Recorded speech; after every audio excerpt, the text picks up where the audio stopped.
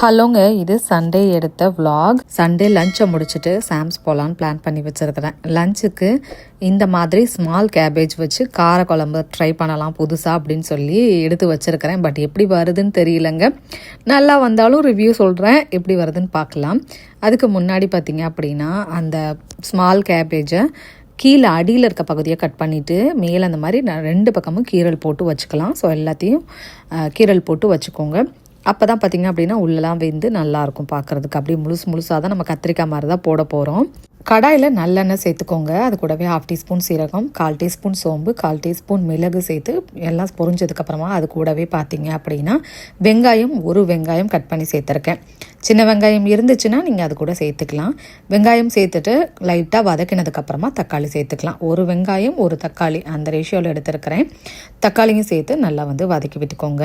இது எல்லாம் நல்லா வதங்கட்டும். வதங்கினதுக்கப்புறமா பார்த்தீங்க அப்படின்னா இதில் ஸ்பைசஸ் ஆட் பண்ண போகிறோம். ஸ்பைசஸ் 1 டேபிள் ஸ்பூன் மல்லித்தூள், உங்கள் காரத்துக்கு எவ்வளோ வேணுமோ அதாவது அதுக்கேற்ற மாதிரி நீங்கள் மிளகாய்த்தூள் ஆட் பண்ணிக்கோங்க. நான் 1 டீஸ்பூன் மிளகாய்த்தூள், 1 teaspoon Kashmiri chilli powder, 1 table spoon sambar தூள், அப்படி இல்லைன்னா வீட்டில் அரைச்ச குழம்பு மிளகாய்த்தூள் அதையும் சேர்த்துட்டு நல்லா எல்லாத்தையும் கலந்து விட்டுக்கோங்க. இந்த ஸ்பைசஸ் சேர்க்கும் போது மட்டும் நம்ம அடுப்பை கொஞ்சம் சிம்மில் வச்சுக்கணும். அப்படி இல்லை அப்படின்னா எல்லாம் கருகி போயிடும். ஸோ எல்லாத்தையும் நல்லா கலந்து விட்டுட்டு கொஞ்சமாக தண்ணி சேர்த்துக்கோங்க. ஏன்னா ஸ்பைசஸ் சேர்க்குறனால அடி பிடிக்கிற மாதிரி இருக்கும். கொஞ்சம் தண்ணி சேர்த்து கலந்து விட்டுக்கலாம். இது ஒரு 5 மினிட்ஸ் இதெல்லாம் நல்லா கோட் ஆகுற மாதிரி அப்படியே விட்டுருங்க. அதுக்கப்புறம் பார்த்தீங்க அப்படின்னா நல்லா வதங்கினதுக்கப்புறமா துருவின தேங்காய் ஒரு 3லேருந்து 4 டேபிள் ஸ்பூன் சேர்த்து அதையும் கலந்து விட்டு ஆறுனதுக்கப்புறமா அரைச்சி எடுத்துக்கலாம். நானும் இதெல்லாம் இவ்வளோ நல்லா ட்ரை பண்ணதே இல்லை. சரி இன்றைக்கி ட்ரை பண்ணி பார்ப்போம் அப்படின்னு சொல்லிட்டு தான். ஸோ இது கூட ஃபைனலாக தேங்காய் ஆட் பண்ணிக்கிறேன். ஆட் பண்ணிவிட்டு நல்லா கலந்து விட்டுட்டு ஆறுனதுக்கப்புறமா அரைச்சி எடுத்துக்கலாங்க. சூப்பராக இருந்தது. ஃபைனல் எனக்கு இப்போயே சொல்லிட்டேன். ஏன்னா அந்தளவுக்கு நல்லா வந்திருந்துச்சு. எங்களுக்கு ரொம்ப பிடிச்சிருந்துச்சு. என் வீட்டுக்காரர் சொன்னார், சேம் கத்திரிக்காய் மாதிரி, அதான் கத்திரிக்காய் புளிக்குழம்பு மாதிரி தான், கத்திரிக்காய்க்கு பதிலாக இந்த சின்ன கேபேஜ் போட்டிருந்தேங்க.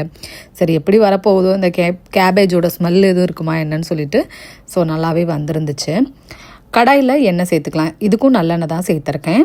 எண்ணெய் நல்லா காஞ்சதுக்கு அப்புறமா 1 டீஸ்பூன் கடுகு, 1/2 டீஸ்பூன் வெந்தயம், 1/2 டீஸ்பூன் சீரகம் இதெல்லாம் சேர்த்து நல்லா பொரிய விட்டுருங்க. அதுக்கப்புறமா பார்த்திங்க அப்படின்னா வரமிளகாய் எல்லாம் நல்லா பொரிஞ்சதுக்கப்புறமா பார்த்திங்க அப்படின்னா நான் வரமிளகா, பூண்டு ஒரு 6லேருந்து 7 பல் பூண்டு, கருவேப்பிலை இது எல்லாத்தையும் சேர்த்து நல்லா பொரிய விட்டுக்கலாம்.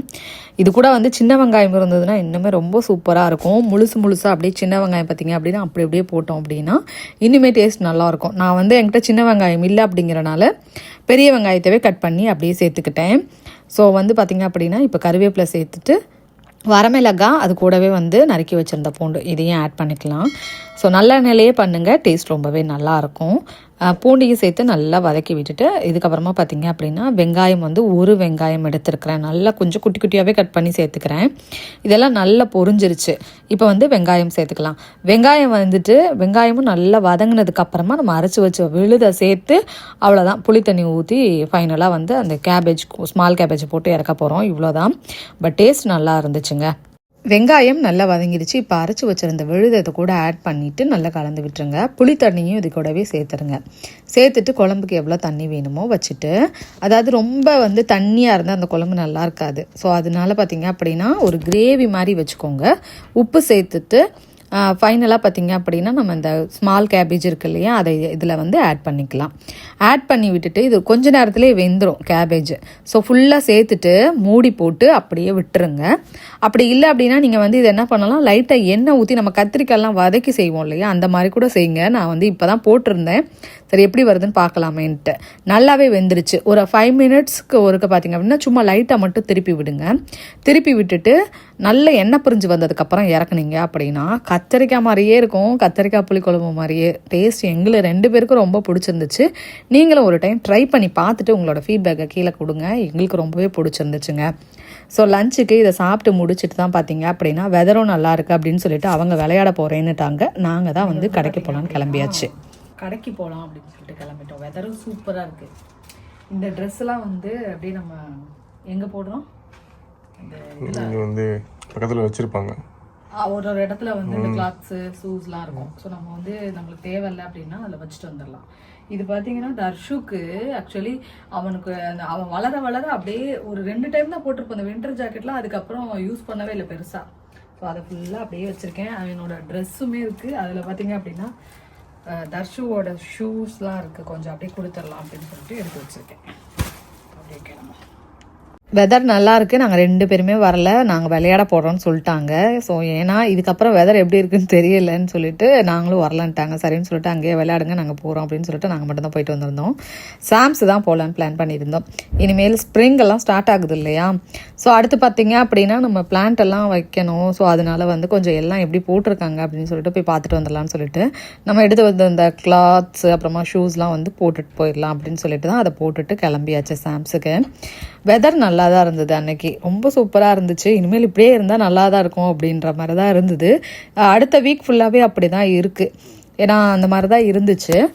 சரி ஓகே, இந்த வாரம் வந்துட்டு நான் என்ன நினச்சேன் அப்படின்னா செடிங்களெல்லாம் வெளியில் இருக்கிறதெல்லாம் வந்து எடுத்து வச்சுட்டு நம்மளும் வந்து கொஞ்சம் கொஞ்சமாக ஸ்டார்ட் பண்ணுவோம் அப்படின்னு நினச்சிருக்கேன். பட் இவர் சொல்லிட்டாரு இல்லை கொஞ்ச நாள் வெயிட் பண்ணு அதுக்கப்புறம் பண்ணிக்கலாம் அப்படின்ட்டாரு. ஸோ அதனால் அப்படியே விட்டுட்டேங்க.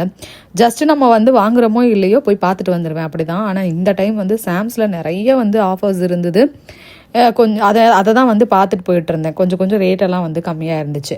இந்த டைமில் ஏதாவது எனக்கு தேவைப்படுது அப்படின்னா அந்த ஆஃபர் போட்டிருக்க டைமில் சம்டைம்ஸ் ஏதாவது எனக்கு தேவை அப்படின்னா கண்டிப்பாக நான் வாங்கிடுவேன். இந்த திங்ஸ்லாம் கூட ஆஃபரில் தான் இருந்துச்சு. இதெல்லாம் பார்த்தீங்க அப்படின்னா அந்த என்னமோ ஒரு டப்பான்னு நினைக்கிறேன், இந்த பைரக்ஸ் டப்பா தான் போலங்க சம்திங் அது.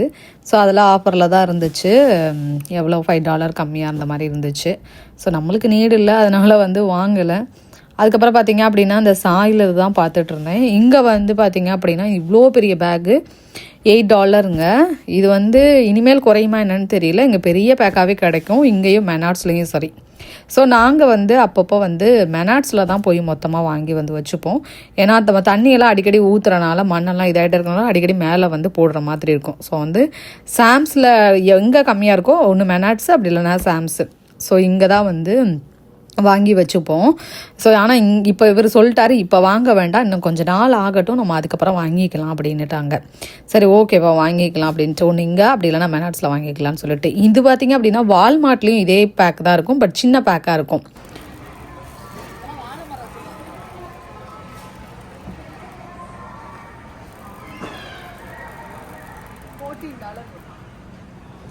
அதான் இதை வந்து பார்த்துட்டே இருக்கணும், அப்பப்போ ஆஃபர் போடுறப்ப அப்படி வாங்க. கொஞ்ச நாள் கழிச்சு போடுவாங்க. $9 சம்திங் இருக்கும்.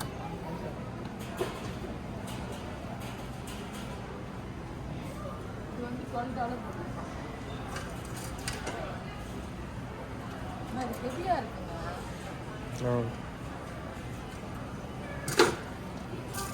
நாம் ஒன்று நினச்சி போவோம், ஆனால் அங்கே நடக்கிறது ஒன்றா இருக்கும். அப்படி தான் எனக்கு என்னமோ 1-2 தான் தேவைப்பட்ட மாதிரி இருந்துச்சு. ஃபைனலாக வந்து நிறைய வாங்குற மாதிரி இருந்துச்சு சாம்ஸில். ஸோ இது காலி ஆயிடுச்சு அது காலி ஆயிடுச்சு அப்படின்னு சொல்லிட்டு ஃபைனலாக அங்கே திங்ஸ் எல்லாம் வாங்கிட்டு அதுக்கப்புறம் வந்தாச்சு.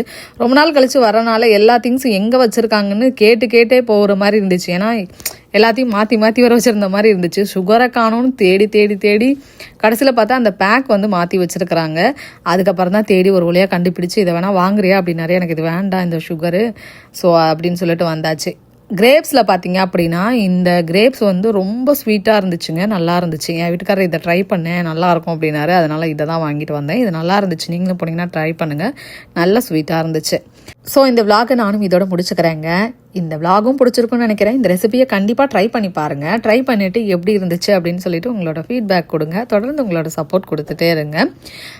உங்கள் ஃப்ரெண்ட்ஸ் அண்ட் ஃபேமிலிக்கு ஷேர் பண்ணி விடுங்க. நெக்ஸ்ட் ஒரு சூப்பரான வீடியோவில் பார்க்குறேன். பாய்.